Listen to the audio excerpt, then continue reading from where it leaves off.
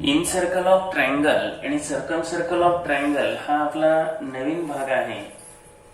Already आपण याच्याशी थोडस इंट्रोडक्टरी पाठीमागे झालेलं आहे. स्टार्ट करू आपण. इन सर्कल म्हणजेच अंतर्वर्तुळ जे त्रिकोणाच्या तिन्ही बाजूंना आतून स्पर्श करतं. जर हा ट्रायंगल घेतला PQR, या त्रिकोणाच्या तिन्ही बाजूंना आतून स्पर्श करणार जे सर्कल असतं ते असतं इन सर्कल. इन सर्कल काढताना, अंतर्वर्तुळ काढताना आपल्याला अँगल बायसेक्टर्स काढावे लागतात. आणि अँगल बायसेक्टरचा जो पॉइंट ऑफ इंटरसेक्शन असतो तो कॉन्करंट असतो, तो इनसेक्ट आय असा घेतला जातो आणि त्या ठिकाणी लोखंडी टोक ठेवलं जातं. त्यानंतर हे जे परपेंडिक्युलर डिस्टन्स आहे, हे परपेंडिक्युलर डिस्टन्स विचारात घेऊन तेवढी त्रिज्या घेऊन या ठिकाणी सर्कल काढला जातो. इथं आपल्याला इंट्रोडक्टरी पार्ट मध्ये दिलेला आहे की हा ट्रायंगल ABC घेतला. या ABC या ट्रायंगलचे तिन्ही कोणांचे कोनद्भाजक ABC चा, ACB चा आणि BAC चा अँगल बायसेक्टर काढलेला आहे. आता अँगल बायसेक्टर पॉइंट I मध्ये एकमेकांना इंटरसेक्ट करतात. तो झाला पॉइंट ऑफ कॉन्करन्स. आता या ठिकाणी काय करायचं, I वर लोखंडी टोक ठेवायचं आणि BC बाजूवर एक परपेंडिक्युलर काढून घ्यायचा. इथं परपेंडिक्युलर काढलाय IQ, किंवा AB वर काढायचा तो होईल IP, किंवा AC वर काढायचा तो होईल IR. तर IP is equal to IQ is equal to IR. हे तिन्ही समान असतं. लोखंडी टोक कंपासचं I वर ठेवून IP किंवा IQ एवढं अंतर घ्यायचं कंपास मध्ये आणि तिन्ही बाजूंना स्पर्श करणार जे सर्कल आहे हे सर्कल आपल्याला ड्रॉ करायचं. त्यालाच आपण म्हणतो इन सर्कल, अंतर्वर्तुळ. त्यासाठी काय आपण शिकायला पाहिजे, अँगल बायसेक्टर हे शिकले पाहिजे. ठीक आहे. आता कन्स्ट्रक्शन ऑफ इन सर्कल. पहिलं उदाहरण आपल्याला दिलेलं आहे ट्रायंगल PQRचं. आता हे ऍक्च्युअली त्यांनी सोडवून दिलेले. ट्रायंगल PQR मध्ये PQ 6 सेंटीमीटर दिले, Q कोन हा 35 डिग्री दिले, QR 5.5 सेंटीमीटर दिलेले. Draw in circle of triangle. आता रफ फिगर तर काढायचीच आहे. रफ फिगर शिवाय पुढे जायचंच नाही, कारण रफ फिगर मधूनच आपल्याला आयडिया मिळते. रफ फिगर काढताना ऍक्युरेट माप घेण्याची गरज नाही. अंदाजे जरी माप घेतली तरी सुद्धा चालेल. या ठिकाणी आपण काय करू, PQ 6 सेंटीमीटर घेतलं. त्यानंतर angle Q 35 degree, angle Q 35 degree आहे आणि QR हे 5.5 सेंटीमीटर आहे. अँगल Q 35 डिग्री आहे. त्यानंतर PR जोडून घ्यायचं.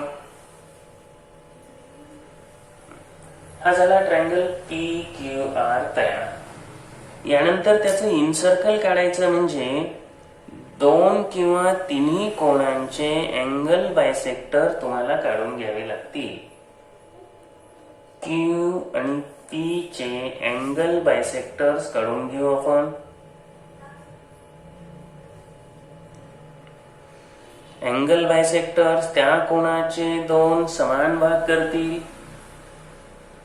त्यानंतर पुढे काय करणार आपण, याच्या इंटरसेक्शनला I नाव देणार. इथून एक परपेंडिक्युलर काढणार. समजा परपेंडिक्युलरला नाव दिलं IM. तेवढं अंतर या ठिकाणी आपण रफ फिगर काढतोय, त्यामुळे इथं काय अगदी सर्कल तुम्हाला ते काही परफेक्ट येणार नाही, तिन्ही बाजूला स्पर्श करणार नाही. हे सर्कल तुम्ही अगदी हाताने जरी असं काढलं तरी चालतं. कारण फेअर फिगरमध्ये हे तुम्हाला परफेक्ट येऊन जाईल. ही झाली रफ फिगर.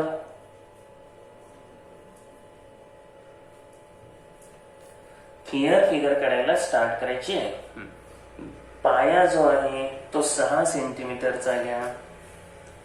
PQ हा पाया घ्या 6 सेंटीमीटरचा. पेन्सिलीला अत्यंत लहान केसा एवढं बारीक असं टोक पाहिजे हे ध्यानात घ्यायचं. डबल कुठंही गिरवायचं नाही. दिसत नाही म्हणून फेंट येईल असं काढूच नका. व्यवस्थितपणेच घ्यायचं. घेतानाच व्यवस्थित घ्यायचं. इथं लगेच नाव द्या. PQ हे 6 सेंटीमीटर घ्या. आपल्या टेक्स्टबुक मध्ये इथं कोन Q 35 दिलाय, तिथं 65 करून घ्या. कारण आपल्याला फिगर मध्ये 65 खाली दिलेला आहे. आपण रफ फिगर जे आहे त्यामध्ये पण काय करू, इथं 35 जे लिहिलेलं आहे तिथं 65 करून घेऊ. ती एक प्रिंटिंग मिस्टेक समजा. चला आता पाया जो आहे PQ 6 सेंटीमीटर, इथं पाया PQ 6 सेंटीमीटर घेतलेला आहे. आता काय करायचं, कोन Q 65 डिग्री घ्यायचा.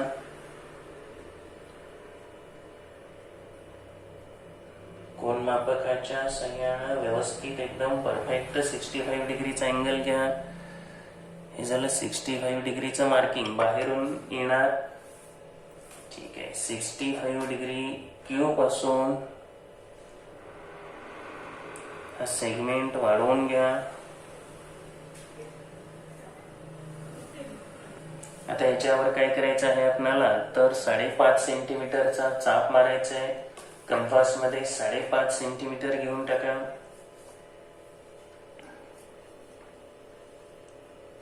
कंपास मध्ये करेक्ट 5.5 सेंटीमीटर अंतर घेऊ.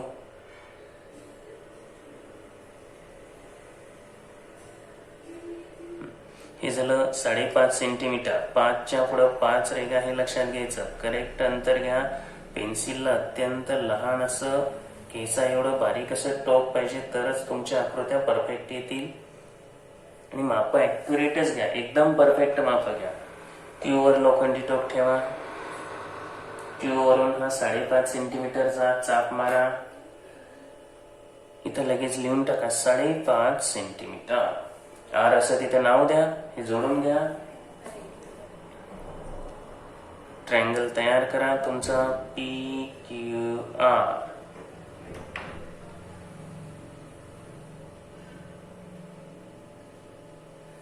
हा झाला ट्रायंगल PQR आपला.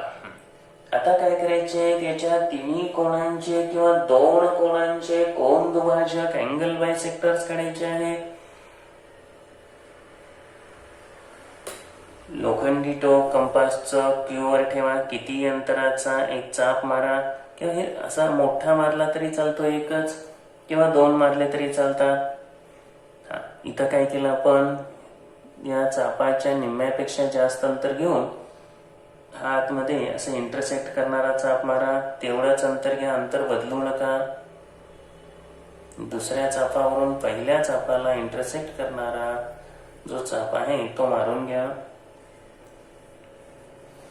Angle bisector of angle PQR आपला तयार होतोय. या ठिकाणी व्यवस्थितपणे जोडून घ्यायचं. खडाखोड टाळायचीच आहे. कोन बरोबर डिवाइड झाला का हे सुद्धा तुम्हाला चेक करता येईल. तर तुमचा जो कोन आहे 65 आहे, त्यामुळे आता या ठिकाणी किती व्हायला पाहिजे, 32.5 बरोबर डिवाइड झालेला आहे. अँगल बायसेक्टर बरोबर आहे. चला अँगल P कडे चला. लोखंडी टोक P वर ठेवा. कितीही अंतराचा एक चाप P वरून मारून घ्या. हा पहिला चाप मारला. आता काय करायचं, या चापाच्या निम्म्यापेक्षा जास्त अंतर घ्या कंपास मध्ये आणि आतमध्ये हे चाप मारून घ्या. चाप कोणता कधी मारलेला आहे हे थोडंसं लक्षात आलं पाहिजे, नाहीतर कन्फ्यूज होईल सगळं. कंपास हललं नाही पाहिजे अजिबात.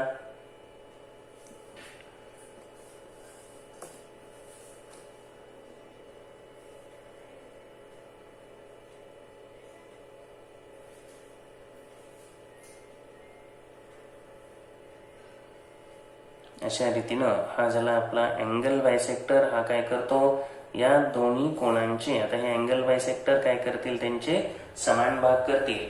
आपल्याला परपेंडिक्युलर काढायचं आहे. आय या बिंदूतून लोखंडी टोक आय वर ठेवा. कितीही अंतराचा एक चाप मारायचा, किती पण घ्या, पीपी वर चाप मारायचा आहे. एक असा मारा, हा इथं एक मारला, दिसला का, हा. त्यानंतर या बाजूला एक मारा, डबल मारू नका. हे दोन चाप मारलेले, कितीही अंतर घ्या, परपेंडिक्युलर काढायचं आहे म्हणून हे दोन चाप मारले. आता या दोन चापाच्या निम्म्यापेक्षा जास्त अंतर घ्यायचं आणि तुम्हाला हे चाप मारून घ्या, बाहेर मारा. आतला तर काय आहे फिक्स, दोन्ही मारले तरी चालतील. रेषेबाहेरील बिंदूतून आपण परपेंडिक्युलर काढतोय.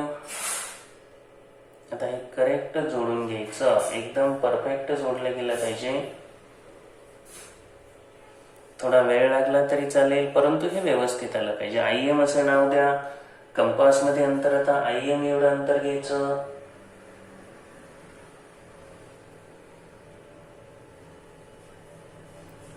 हे अंतर घेतलं आयएम एवढं. तिन्ही बाजूंना स्पर्श करताय का चेक करू. लोखंडी टोक आपण आयवर ठेवलेलं आहे. आता काय करू आपण, तर हे सर्कल काढून घेऊ. हे बरोबर तिन्ही बाजूंना स्पर्श केलं पाहिजे.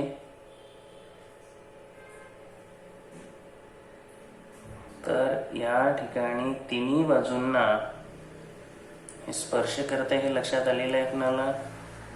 ठीक आहे, तर अशा रीतीनं हे आपलं जे सर्कल आहे, हे इन सर्कल कंप्लीट झालेलं आहे. तिन्ही बाजूंना त्यानं स्पर्श केलेलं आहे आणि म्हणून याला म्हणायचं इन सर्कल. इन सर्कलचा जो इन सेंटर असतो, जो अंतर्मध्य असतो, तो तिन्ही बाजूंपासून समदूर असतो. यानंतर आहे सर्कम सर्कल. आता सर्कम सर्कल म्हणजे परिवर्तुळ. आता परिवर्तुळाला स्टार्ट करण्याच्या अगोदर इथे आपल्याला दिलेले आहे, the circle which touches all sides of triangle is called in circle of the triangle and centre of circle is called in centre. या ठिकाणी सर्कम सर्कल शिकण्यासाठी आपल्याला सर्वप्रथम इथं जो ट्रायंगल दिलेला आहे, त्या ट्रायंगलचे तिन्ही बाजूंचे लंबदुभाजक काढलेले आहेत, हे दाखवलेले. आणि हा जो लंबदुभाजकांचा परपेंडिक्युलर बायसेक्टरचा छेदनबिंदू आहे सी, हा तिन्ही व्हर्टायसेस पासून, तिन्ही शिरोबिंदू पासून समदूर आहे. PC is equal to CQ is equal to PC is equal to QC is equal to CR, तिन्ही शिरोबिंदू पासून. आणि पाठीमागे आपण जे घेतलं होतं ते तिन्ही बाजूंपासून समदूर असं घेतलेलं होतं. आपल्याला सर्कम सर्कल कडे जायचं आहे. सुरुवातीला ही बेसिक माहिती दिलेली आहे. आपल्याला सर्कम सर्कलचं कन्स्ट्रक्शन करायचं आहे. Circle passing through all vertices of triangle is called circumcircle. त्रिकोणाच्या तिन्ही शिरोबिंदूतून जाणारं सर्कल हे असतं circumcircle. And centre of the circle is called circumcentre. आणि त्या वर्तुळाच्या केंद्रबिंदूला परिकेंद्र असं म्हटलं जातं. Draw circumcircle of triangle, परिवर्तुळ काढणं. या ठिकाणी जो प्रश्न दिलेला आहे त्या प्रश्नात काय म्हटलेलं आहे, draw construct triangle DEF such that DE is equal to 4.2 centimeter, angle D60, E70, draw circumcircle, draw rough figure, write the given measures. या ठिकाणी रफ फिगर काढून दिलेली आहे. तर रफ फिगर काढताना आपण अगोदर जरी सर्कल काढलं तरी चालू शकतंय, कारण तुम्हाला रफ मध्ये काही अडचण नाही. किंवा ट्रायंगल जरी तुम्ही घेतला काय दिले तर पाया आहे डीई. डीई हा जो पाया आहे हा घेऊ आपण इथं. तो दिलेला आहे 4.2 सेंटीमीटर. डी कोण 60 डिग्री आहे. ई कोण 70 डिग्री आहे. हा ट्रायंगल झाला DEF. आता काय करायचं, दोन बाजूंचे लंबदुभाजक काढून घ्यायचे.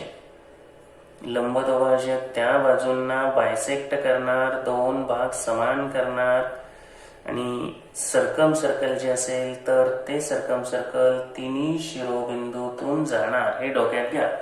रफ फिगरला काहीही प्रॉब्लेम नाही. ठीक आहे, प्रत्यक्ष कन्स्ट्रक्शनला स्टार्ट करू.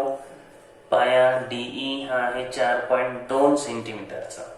तर 4.2 सेंटीमीटर अंतर कंपास मध्ये घ्या.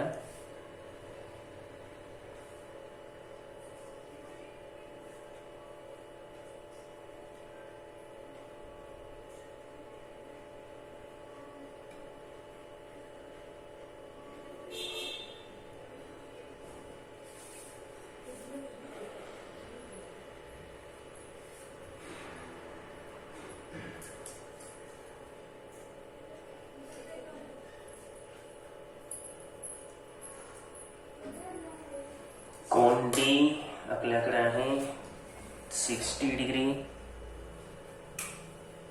60 डिग्रीचा अँगल घ्या डी. 60 degree angle D.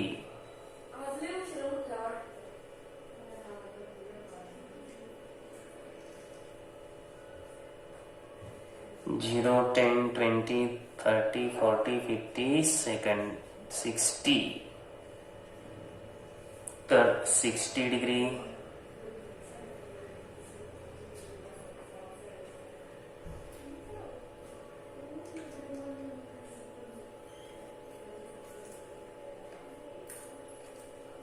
या ठिकाणी 70 डिग्री ई कोण घ्या.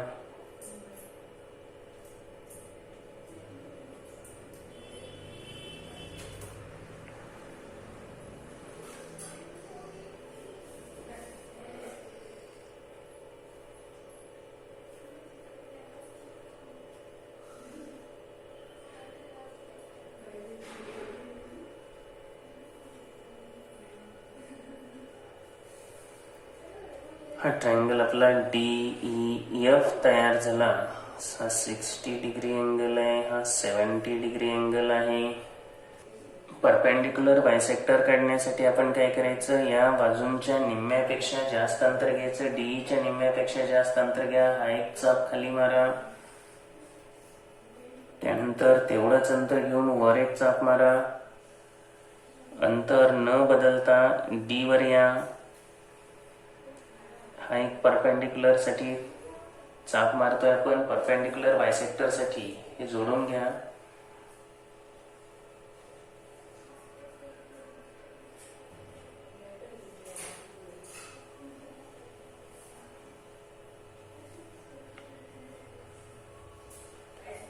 या ठिकाणी आपल्याला नाव द्या एखादं DT. या ठिकाणी आपण काय करू, दुसरा एक परपेंडिक्युलर बायसेक्टर काढून घेऊ. बाजू EF चा, EF च्या निम्म्यापेक्षा जास्त अंतर घ्या. एक चाप डाव्या बाजूला, एक चाप उजव्या बाजूला, म्हणजे आत आणि बाहेर. तेवढंच अंतर घ्यायचं आणि पहिल्या चापाला इंटरसेक्ट करणारे चाप मारून घ्या.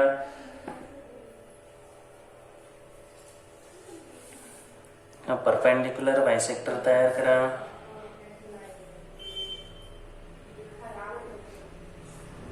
परपेंडिक्युलर बायसेक्टर मुळे दोन्ही भाग त्या साइडचे इक्वल होतात, समान होतात आणि 90 अंशाचा कोन तिथं होतो. हा झाला perpendicular bisector of side EF. M असं नाव द्या. पॉइंट ऑफ इंटरसेक्शनला C असं नाव द्या.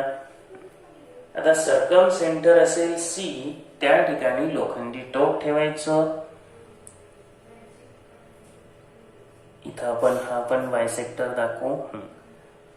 सी वर लोखंडी टोक ठेवा, दुसरं टोक ई वर ठेवा किंवा डी वर ठेवा किंवा एफ वर ठेवा, कुठेही ठेवा. आता चेक करायचं तिन्ही बाजूतून बरोबर, तिन्ही शिरोबिंदूतून बरोबर सर्कल पास होत आहे का. आपण ठेवलंय तर ई वर बरोबर जाते, एफ वर करेक्ट आहे, त्यानंतर डी वर अगदी परफेक्ट आलेला आहे. चला सर्कम सर्कल काढून घ्या.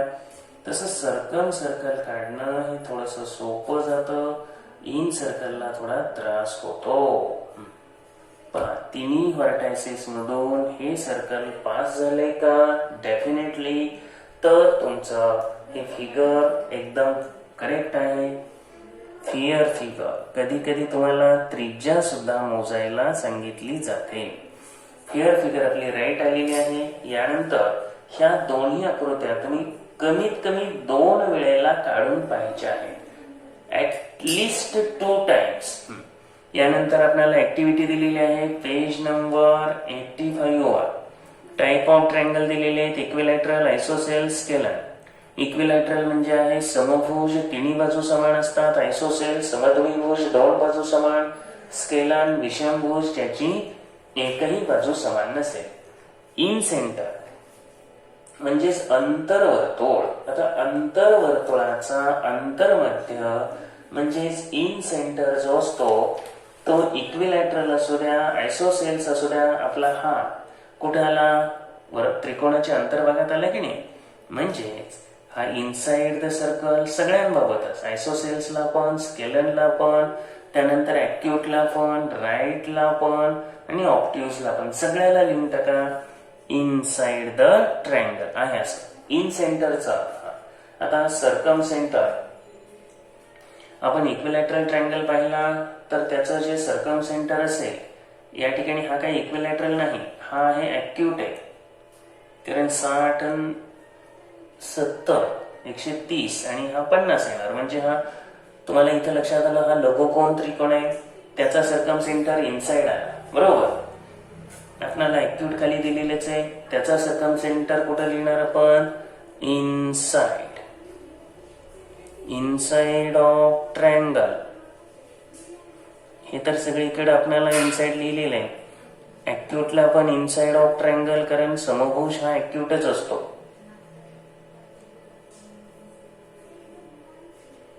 इथेही इनसाइड ले सांगितलं. ऑप्टिव्स मध्ये पण इनसाइड ऑफ ट्रायंगल घ्या.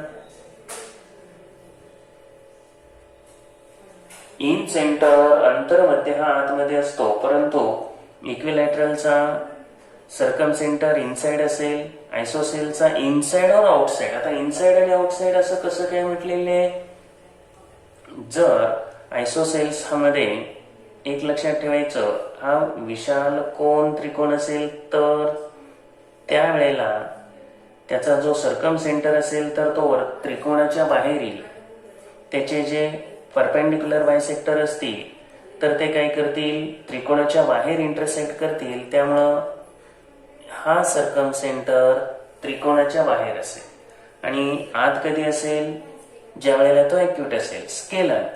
आता स्केलन म्हणजे विषमभुज ज्याच्या तीनही बाजू असमान असतील. आपल्याला इथं पाहिलं हा स्केलन आहे, विषमभुज आहे, इनसाइड आलं. त्यानंतर जर तो ऑप्टिव्ज असेल तर आउटसाइड द सर्कल, मग आयसोसेल होता, तसंच स्केलनचं पण येणार. आणि जर तो काटकोन त्रिकोण असेल, 5, 12, 13, आता आपण काय बाजू समान आहेत का, नाही, हा काटकोन त्रिकोण आहे.